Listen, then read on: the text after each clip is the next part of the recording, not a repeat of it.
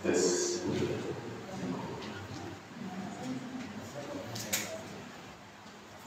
Innal hamdalillah nahmaduhu wa nasta'inuhu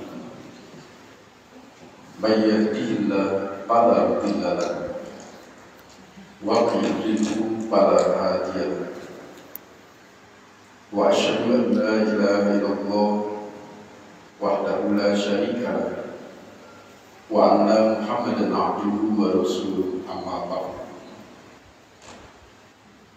Entah berapa bulan lalu kita bermuajah di Masjid Al-Ka'bah ini mentadarus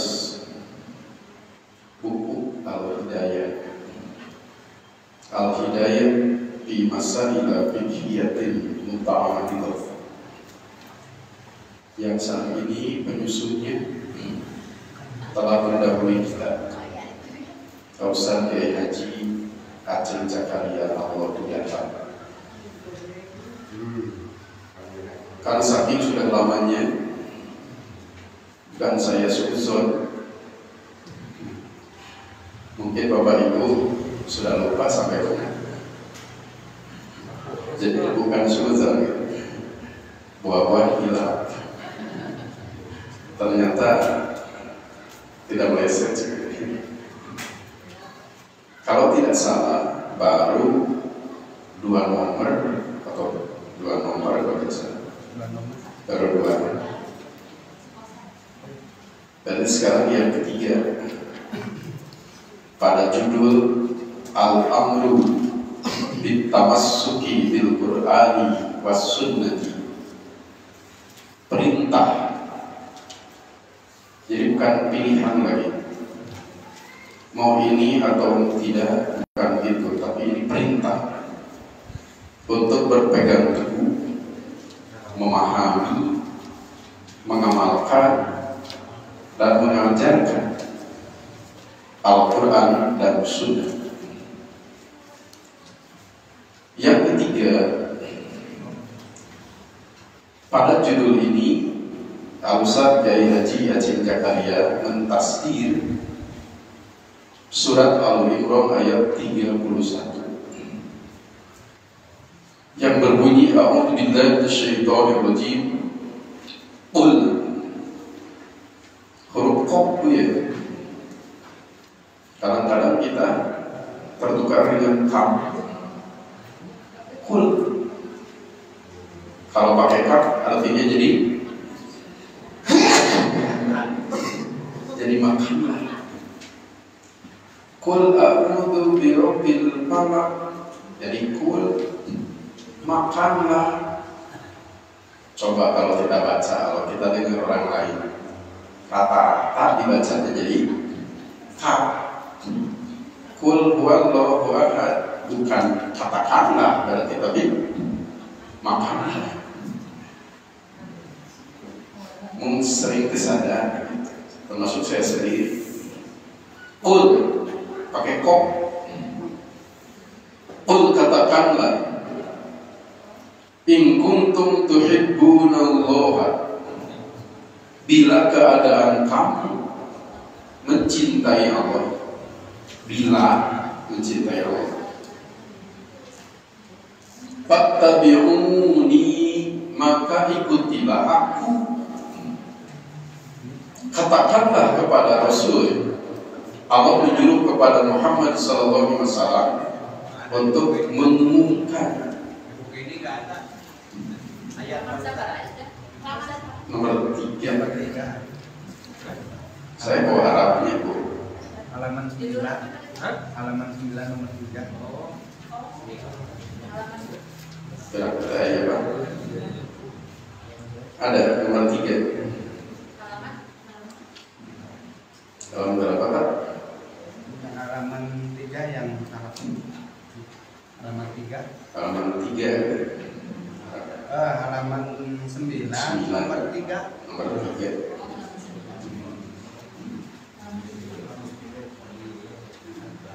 Qul katakanlah, in kuntum, jika keadaan kamu tuhibbunallaha, mencintai Allah, fattabi'uni, maka ikutilah aku, ikutilah Rasulullah Sallallahu Alaihi Wasallam. Yuhibbukumullah, niscaya Allah akan mencintai. Cintamu tidak bertepuk sebelah tangan. Allah niscaya mencintai. Wa yaghfir lakum dzunubakum, dan mengampuni untukmu dosa-dosa. Wallahu ghafurur rahim, dan Allah Maha Pengampun, Maha Penyayang. Pada ayat ini Allah mengatakan harus ada bukti nyata, harus ada bukti yang konkret, pengakuan siapapun yang mengaku mencintai Allah. Buktikan, harus dibuktikan dengan fattabi'uni, fattabi'ur rasul, ikuti Rasul. Bukti siapapun cinta kepada Allah adalah mengikuti kepada utusan Allah itu sendiri. Bahkan pada ayat ini Allah menjanjikan bahasanya.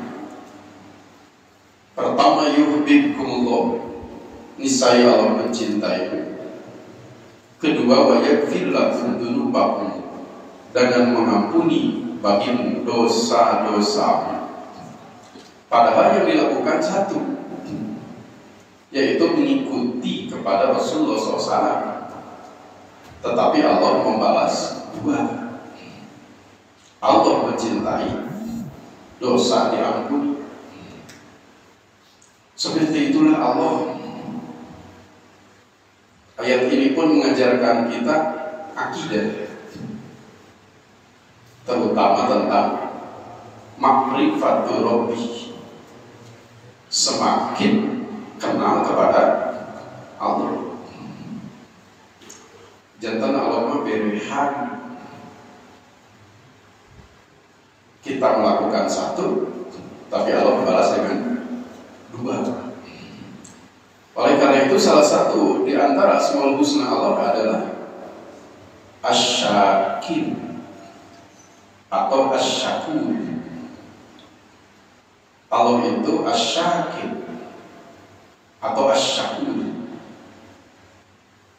Jadi syukur itu bukan hanya dilakukan oleh kita sebagai manusia, Allah pun seperti itu.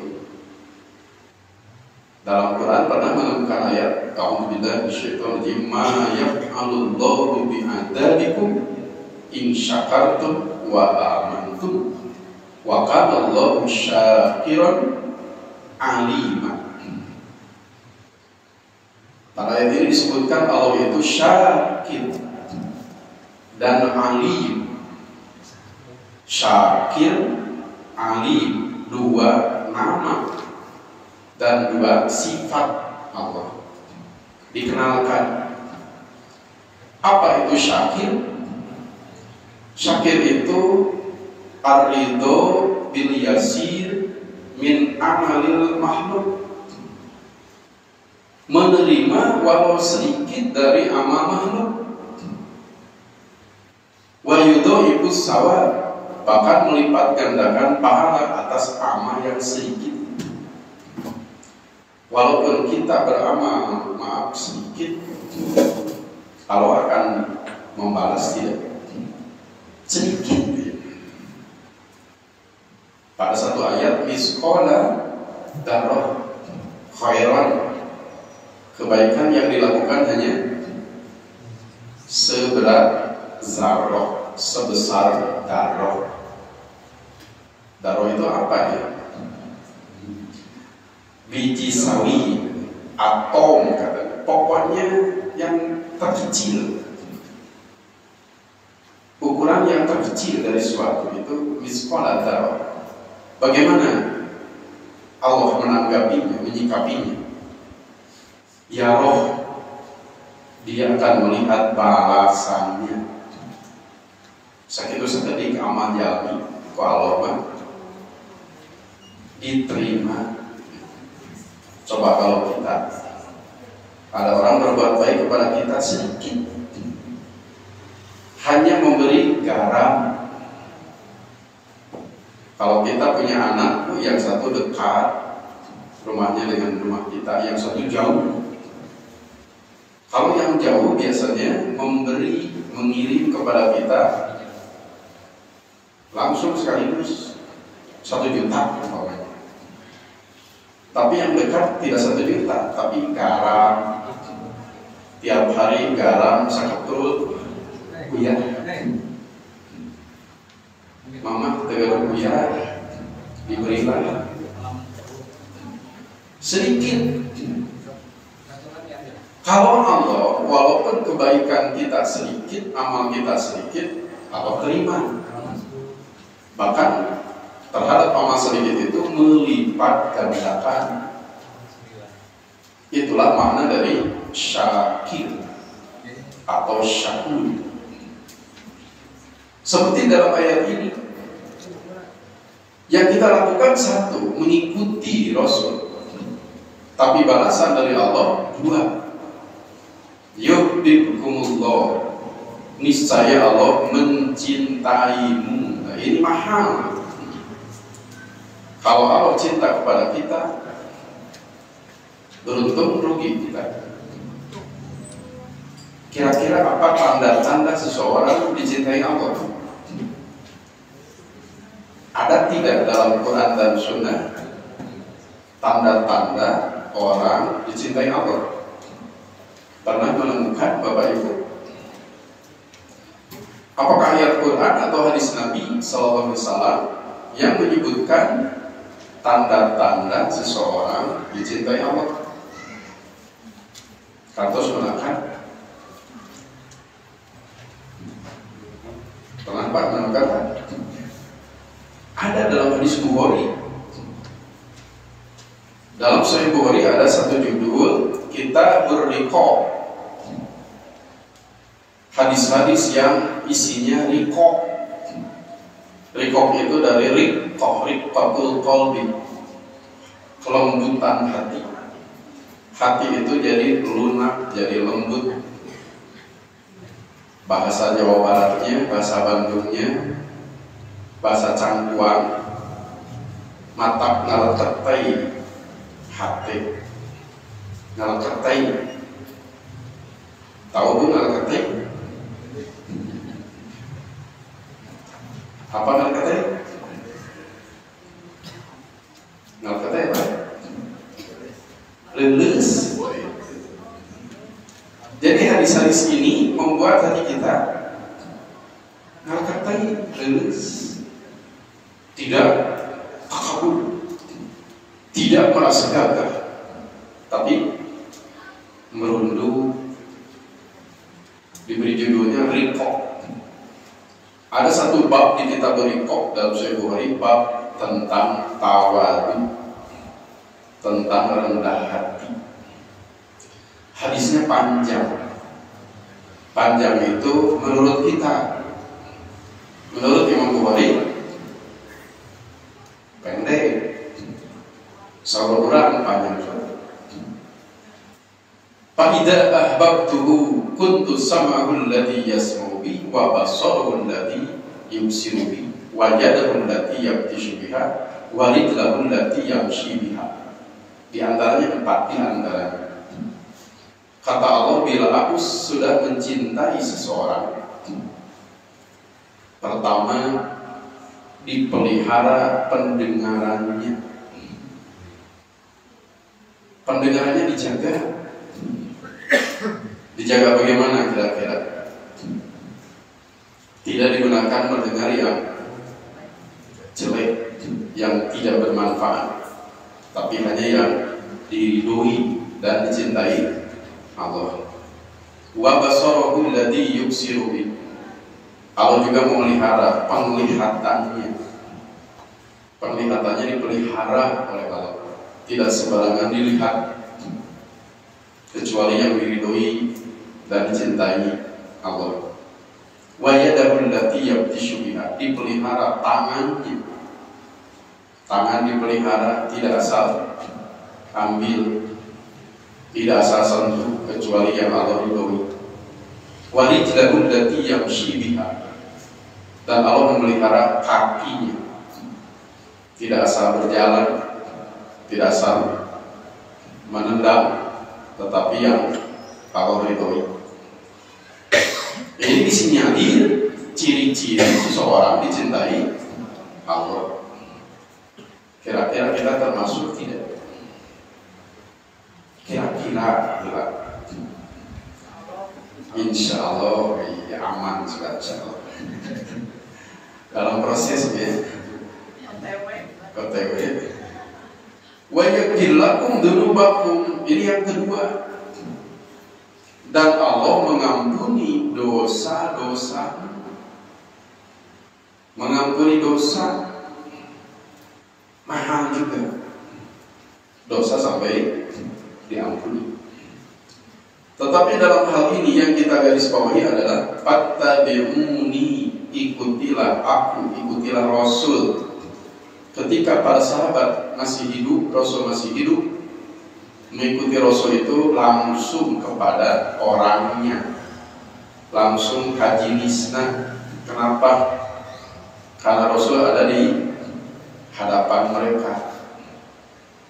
Jangankan para tabi'in yang lahir tahun 20, lahir tahun 15, para sahabat saja setelah tanggal 13 Rabiul Awal tahun 11 Hijriah tidak berjumpa lagi dengan Nabi, sudah wafat. Berarti mengikuti Rasul, mengikuti apanya? Kalau Rasul sudah wafat,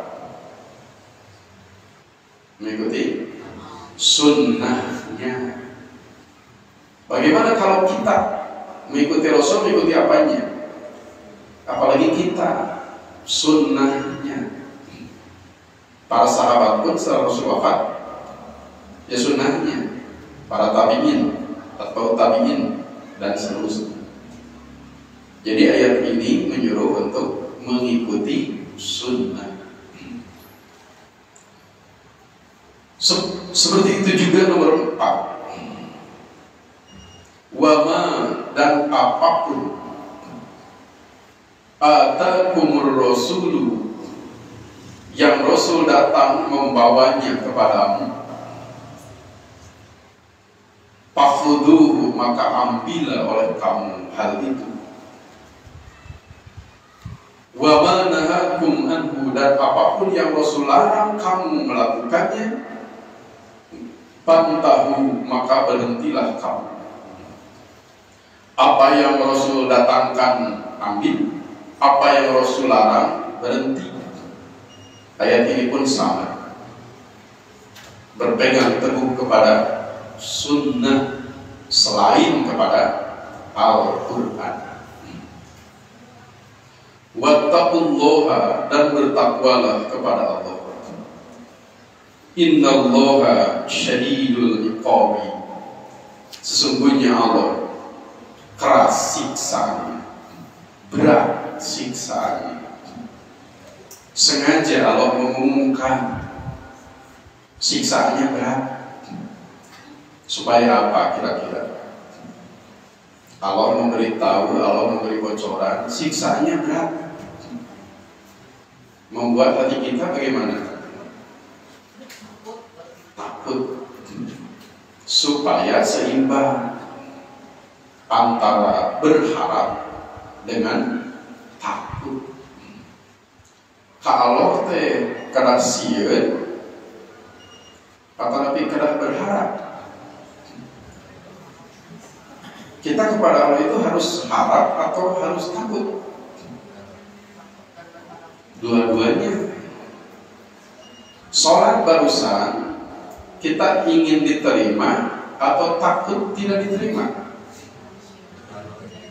Dua-duanya. Tidak boleh hanya ada satu, tapi harus dua-duanya. Optimis diterima, pasti wudunya pun kurang tertib, gerakan sholatnya, semaunya bacaannya, seingatnya, dan lain-lain. Tapi kalau ada takut tidak sah, takut tidak diterima, bagaimana wudunya, Bu? Tertib, mencuci tangan sampai pergelangan, mencuci tangan sampai sikut, tidak ingin ada yang terlewat, mencuci wajah, seluruh wajah, batas atas bawah, kanan kiri, tidak ingin ada yang terlewat, cuci kaki, mengusap kepala, karena ada takut. Allah mengumumkan selain yang menggembirakan, Allah juga mengumumkan yang menakutkan. Coba bandingkan dengan akhir ayat tadi nomor 3. Wallahu ghafurur rahim, dan Allah Maha Pengampun, Maha Penyayang. Bagaimana membuat hati kita berharap, besar harapan, walaupun punya dosa. Allah itu Maha Pengampun, bahkan Maha Penyayang. Tapi di akhir nomor 4, Innallaha syadidul iqab, sesungguhnya Allah berat siksaannya. Membuat hati kita bagaimana? Takut. Jadi seimbang antara berharap dan takut. Di surat Al-Fatihah juga seperti itu sebetulnya. Ketika kita mendengar Ar-Rahmanir Rahim, berharap atau takut? Berharap. Ketika kita mendengar Maliki Yaumiddin, berharap atau takut? Allah itu yang menguasai hari pembalasan. Berarti nanti kita akan menghadapi hari itu, hari pembalasan, di mana semua amal kita dibalas. Coba bahagia tidak mendengarnya? Semua amal kita dibalas, alhamdulillah. Apakah begitu? Atau astagfirullah? Kalau jujur, amal kita baik jelek, banyak yang baiknya, banyak yang jeleknya. Kalau jujur, upami jujur, ketika mendengar pengumuman amal kita akan dibalas, apakah senang atau takut? Kalau saya sendiri takut, sebab selain ada yang baik, ada juga yang jelek. Seimbanglah antara berharap dengan takut, cemas. Al-Hasyr ayat 7. Selain 4 ayat, dicantumkan juga di bawah judul ini hadis-hadis yang isinya perintah berpegang teguh kepada Al-Quran dan Sunnah. Di antaranya yang kelima, An Ibnu Abbasin, dari Ibnu Abbas. Adik-adik siapa Ibnu Abbas namanya? Siapa? Abdullah bin Abbas. Abdullah putra Abbas. Abbas putra Abdul Muttalib.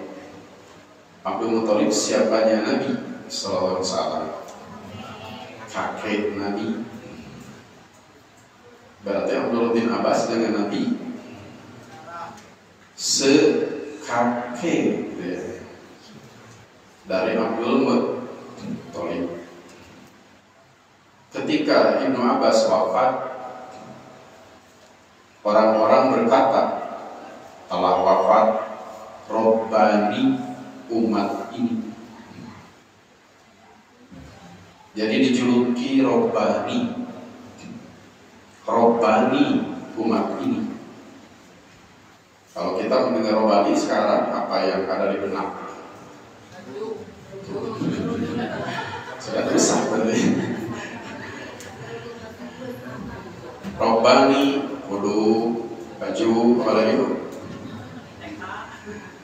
Pada Robani itu apa makna sebenarnya? Al-alim, al-amil, al-mu'alim. Itu Robani. Kita cocok tidak dengan kerudung. Robani itu adalah al-alim yang berilmu, al-amil juga mengamalkan ilmunya, al-mu'alim bahkan mengajarkan ilmunya, baru disebut Robani. Jadi Robani ini komprehensif. Robani ini lengkap. Ya, dia berilmu, selain berilmu mengamalkannya, selain berilmu dan mengamalkan juga mengajarkan. Robani namanya. Ketika Ibnu Abbas wafat, orang berkata sudah wafat, Robani umat ini. Julukan yang diberikan kepada Ibnu Abbas, Robani umat ini. Kalau kita kudungnya berapa pun, Robani juga. Jadi mirip produk ya. An Ibnu Abbasin dari Ibnu Abbas anna Rasulullah bahwa Rasulullah sallallahu alaihi wasallam khutbah nasa berkhutbah kepada orang-orang fi hajjatil wada'i ketika haji wada. Ketika Rasul haji, berapa kali Rasul SAW haji? Hanya 1 kali Rasulullah. Faqala, beliau bersabda, inna syaitana, sesungguhnya syaitan, qad ya'isa, benar-benar berputus asa, putus harapan, an yu'bada, untuk diibadahi, untuk ditaati, untuk dipatuhi, bi'ardikum, di negeri kalian ini. Syaitan putus asa, kata Rasul, putus harapan untuk diibadahi, untuk dipatuhi di negeri kalian ini. Bisa dipahami tidak? Setan sampai putus asa. Apakah ada yang nurut lagi pada saya? Buat mual. Sampai putus asa. Kalau kata pemuda sampai akan menyerahkan kartu setannya. Kalau ada kartu, ada liren jantan setannya kan. Tak ingin nurut, tak ingin taat. Sekarang yang putus asa siapa? Setan atau kita? Tidak boleh mubalik dari putus asa. Rasul pun tidak putus asa. Ini menunjukkan sukses dakwah Rasulullah SAW, berhasilnya dakwah Rasulullah SAW, sampai yang mengikuti setan ada tidak? Setan sampai putus asa untuk ditaati, dipatuhi, diibadahi di negeri kalian. Jadi barometer berhasilnya dakwah Rasul seperti diterangkan pada hadis ini. Setan teh mereka putus asa, bakatku daya nunutur, walakin tetapi rodia, setan ridho, an yuto'a, untuk ditaati, bima, pada urusan, siwa dalika, selain itu, mimma tuhakiruna, memandang sedikit, memandang kecil, meremehkan, memandang kurang min a'malikum terhadap amal-amal kalian. Memandang kurang. Kalau memandang kurang akan merasa perlu kalau memandang kurang akan merasa perlu ditambahkan. Apa yang sudah dicontohkan Rasulullah SAW dianggap masih kurang, sehingga jadi pendorong untuk menambah. Menurut hadis ini dari mana sumbernya, pangkalnya, asal usulnya? Dari syaitan. Kalau kita merasa apa yang sudah dicontohkan Rasulullah masih kurang, itu dari syaitan menurut hadis ini. Sholat yang dicontohkan Rasul hanya seperti itu, masih kurang, lalu ditambah. Haji yang dicontohkan Rasulullah dianggap masih kurang, lalu ditambah. Dari mana? Dari syaitan. Ini hadisnya, dalil. Tuhakiruna min a'malikum, kalian memandang sedikit, memandang kurang terhadap amal kalian. Bagaimana bila ada anggapan, perasaan, sangkaan seperti ini? Fahdaru, waspadalah kalian. Rasul menyuruh waspada.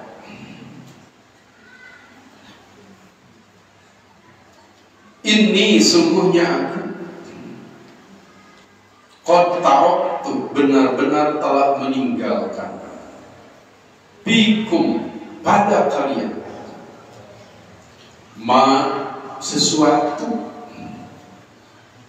yang telah aku tinggalkan pada kalian itu sesuatu. Ini tasawtum bihi, yang bila kalian berpegang teguh kepadanya. Berpegang teguh, bukan hanya berpegang, tapi berpegang teguh. Saya semua nyepong, tapi nyepong kalawan paku. Kata orang Sunda, non enggak, cekal dalam teh laut, upaminya pangna tarik, besok lepas, cekal dalam. Jadi kita bukan hanya memegang, tapi teguh, berpegang teguh. Bahasa Rasul tasomtum, tamassaktum, sama. Bila kalian berpegang teguh bihi kepadanya, kepada sesuatu itu yang aku tinggalkan itu, falam tadillu, maka kalian tidak akan tersesat.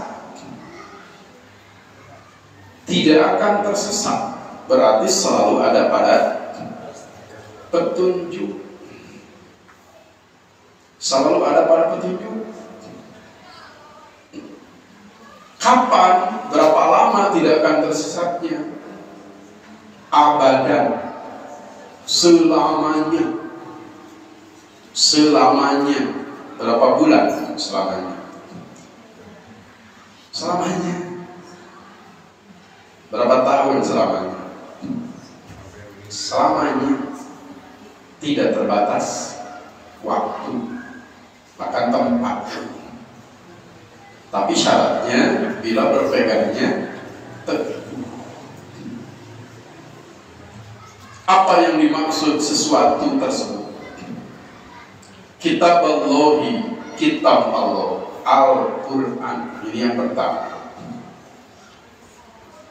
Dimanapun kita berada, di zaman kapanpun kita hidup, tetap ini yang harus dipegang teguh. Sekarang mulai muncul pernyataan-pernyataan yang merusak. Sekarang zamannya beda. Pernah mendengar gitu?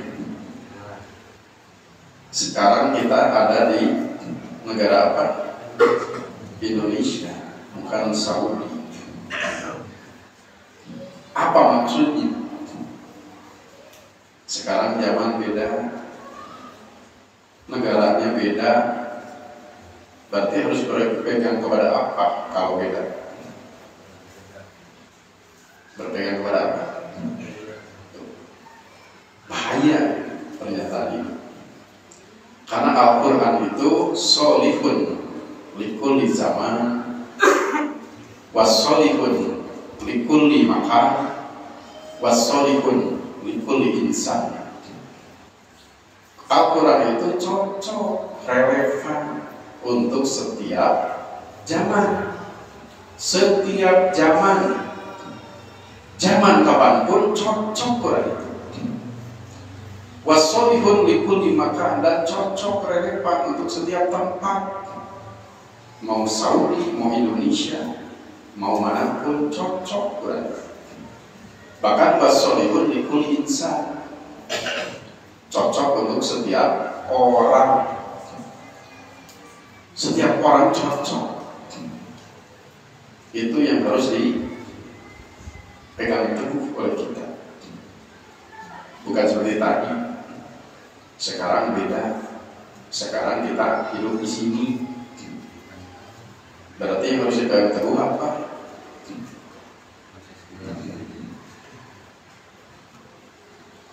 Kitab Allah, yaitu kitab Allah, Al-Quran, wa sunnata nabihi, dan sunnah nabinya. Tidak cukup Al-Quran, tapi wa dan bukan atau. Al-Quran dan sunnah. Kalau Al-Quran atau sunnah berarti berapa? Pilihan. Kalau Quran dan sunnah berarti harus dua-duanya, dan Quran dan sunnah. Hadis riwayat Al-Hakim. Tetapi di sini disebutkan, dikutip dari kitab At-Targhib wa Tarhib Imam Al-Mundhiri. Tidak langsung dari Al-Mustadrak gitu. Kenapa disebutkan demikian? Kalau kita merujuk kepada Al-Mustadrak, kita menemukan perbedaan redaksi, perbedaan lafaz. Tetapi penyusun Al-Hidayah ini bijak. Ini dari kitab At-Targhib, At-Targhib wa Tarhib. Kalau kita cocokkan dengan kitab At-Targhib, cocok, redaksinya persis sama. Tetapi kalau kita kembalikan kepada sumber aslinya, Al-Mustadrak Imam Hakim, ada perbedaan lafaznya. Itulah yang kelima. Kalau yang ketiga, keempat tentang berpegang pada sunnah, berpegang pada sunnah. Tapi yang kelima, dua-duanya kepada Quran dan sunnah. Yang keenam, hadis yang cukup populer. Populer pasti sahih tidak? Belum tentu. Kalau sahih populer tidak? Belum tentu. Populer dan sahih tidak berarti talazum. Sahih belum tentu populer, populer belum tentu sahih. An-Kasir ibni Abdillahi, diterima dari Kasir bin Abdullah. An-Abihi, dari ayahnya. An-Jaddihi, dari kakeknya. Di buku terjemah sama ada? Dari Kasir bin Abdullah, dari ayahnya, dari kakeknya.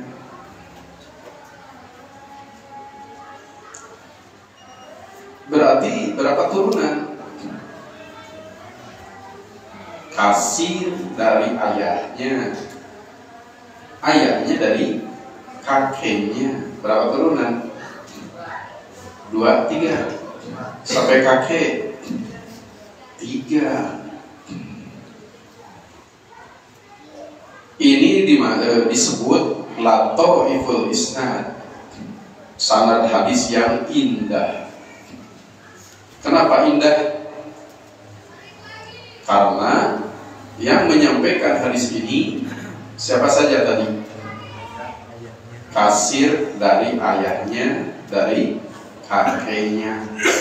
Kan indah ya? Kasir menerima hadis dari ayahnya. Berarti ayah guru. Berarti ayah ya guru. Ayahnya menerima dari siapa? Dari kakek. Berarti ya kakek ya guru. Ya kalau menerima hadis dari siapa biasanya? Dari guru. Kalau yang lain dari yang lain, orang lain, gurunya itu orang lain. Gitu. Tapi kalau sanad di sini, gurunya itu ayahnya juga kakeknya. Kira-kira pelajarannya di mana? Di rumah gitu. Di rumah ya.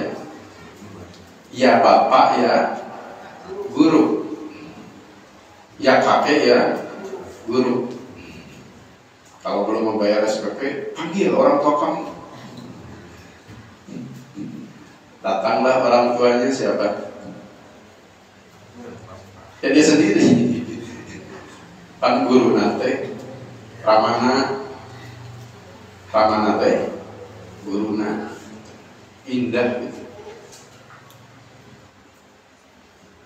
Qala, ia berkata, siapa yang berkata? Kakeknya. Kasir bin Abdullah bin Amr bin Auf kalau tidak salah. Kasir bin Abdullah bin Amr ya. Menerima dari ayahnya, berarti siapa ayahnya? Abdullah. Dari kakeknya, berarti siapa kakeknya? Amr. Kasir bin Abdullah bin Amr, gitu ya. Kasir putra Abdullah, Abdullah putra Amr, kan gitu. Menerima dari ayahnya Kasir itu. Siapa ayah Kasir? Ya Abdullah. Siapa kakek Kasir? Amr, gitu.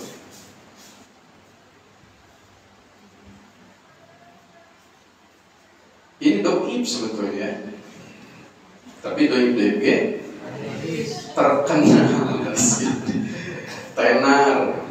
Tidak semua yang tenar sahih gitu.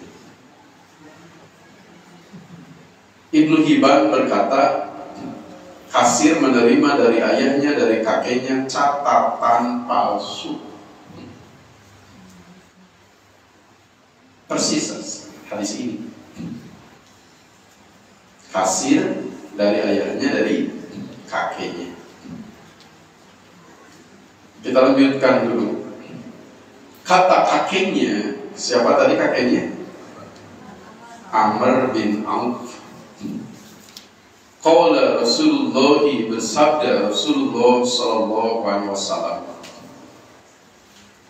taraktu, aku telah meninggalkan,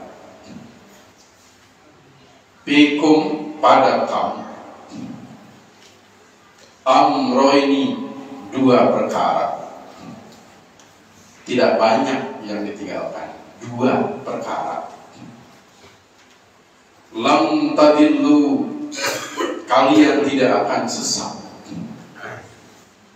Ma tamassaktum, selama kalian berpegang teguh, bihima, pada keduanya. Tidak akan tersesat itu selama kalian berpegang teguh pada keduanya. berpegang tapi tidak teguh, maka jaminan itu berbeda. Apalagi sama sekali tidak berpegang kepada keduanya, pasti sesat. Kitab Allah yaitu kitab Allah, Al-Quran, wa sunnata nabihi dan sunnah nabinya, sunnah Rasul, Quran dan sunnah. Tetapi di akhir hadis ini disebutkan di buku ini, di buku yang saya pegang, rawahu Malikun, riwayat Imam Malik. Diterjemah sama kan? Padahal dalam riwayat Imam Malik tanpa sanad hadis ini. Al-Muwatta nomor 899 sama. Ya. Hadis ini ada dalam kitab Al-Muwatta, tapi tidak seperti ini redaksi sanadnya. Di kitab Al-Muwatta ditulisnya begini: An Malikin annahu balaghahu anna Rasulullah SAW qala, gitu. Jadi Imam Malik langsung dari Rasul kalau dalam riwayat Imam Malik, tanpa sanad. Kalau sanad seperti ini bukan sanad Imam Malik, tapi Ibnu Abdil Bar. Kalau riwayat Ibnu Abdil Bar persis seperti di buku, dari Kasir, dari ayahnya, dari kakeknya, dari Rasul. Itu riwayat Ibnu Abdil Bar. Kalau riwayat Imam Malik, Malik mengatakan sampai kepadanya bahwa Rasulullah bersabda. Jadi ada perbedaan seperti itu. Tetapi hadis ini terbantu oleh nomor 5. Secara makna sama tidak? Sama. Jadi nanti diganti, yang disebarkan bukan yang nomor 6, tapi nomor 5. Bilih luas. Itu doi. Padahal apa? Padahal lemah.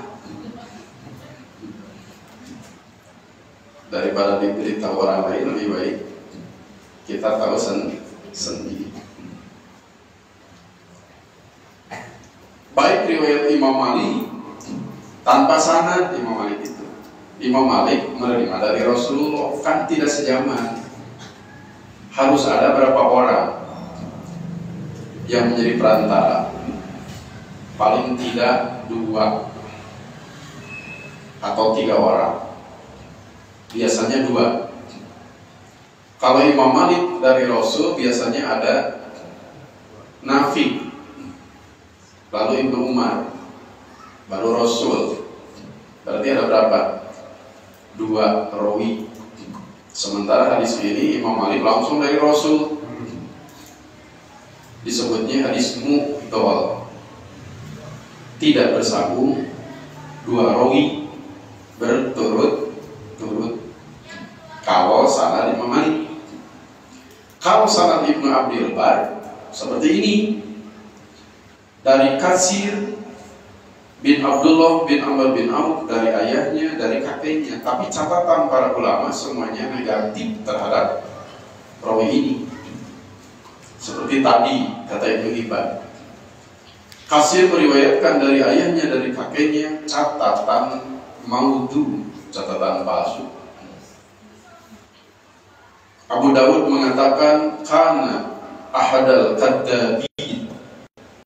Kasir itu salah seorang pendusta. Makanya hadis nomor 5 saja aman, insyaallah.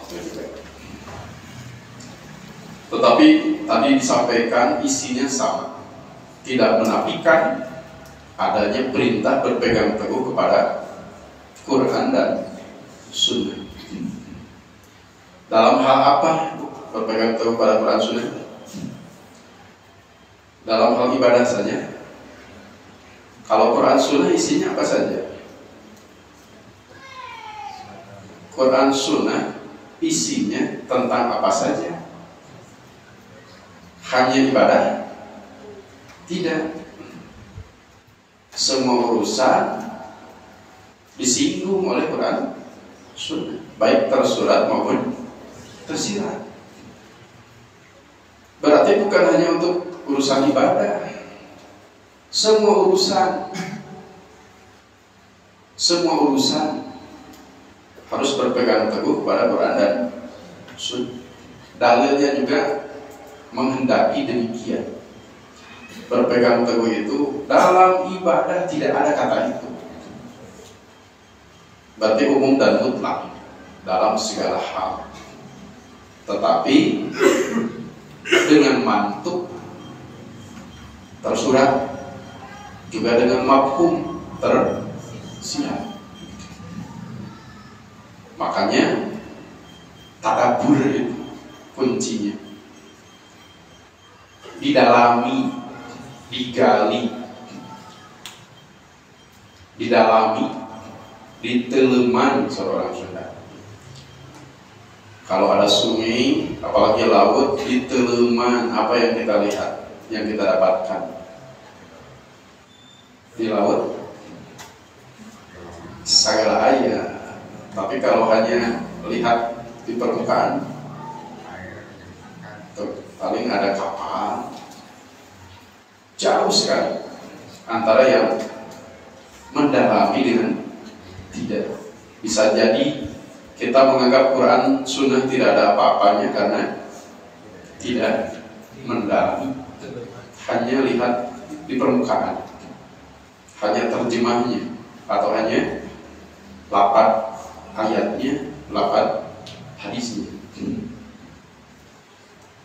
Di foto iman yang dimuliakan Allah Subhanahu wa Ta'ala, masih banyak hadis-hadis tentang berpegang teguh pada Quran dan Sunnah.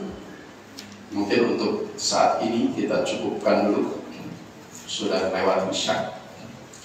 Mudah-mudahan bertambah ilmu untuk menjadi robbani. Tidak apa-apa kurungnya gerak lain juga bajunya.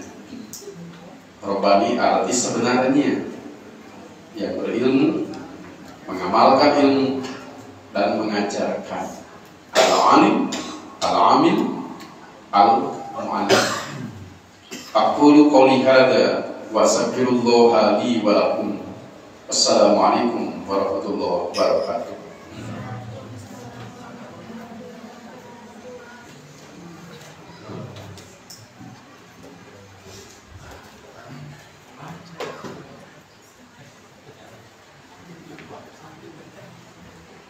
Alhamdulillah, jazakallahu khairan katsiran kepada Al-Ustaz Hamdan Abdul Nabhan yang telah menyampaikan kajian kitab Al-Hidayah ini dengan begitu jelas dan begitu rinci mengenai perintah agar selalu berpegang teguh kepada Al-Quran dan As-Sunnah.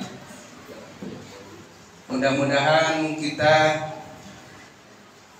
melalui kajian ini bisa lebih yakin untuk selalu berpegang teguh kepada keduanya. Sebelum saya tutup, kepada bapak-bapak, ibu-ibu, serta adik-adik remaja, barangkali ada yang mau ditanyakan, silakan. Mumpung Al-Ustaz masih ada di sini. Assalamualaikum. Siapa yang mau tanya?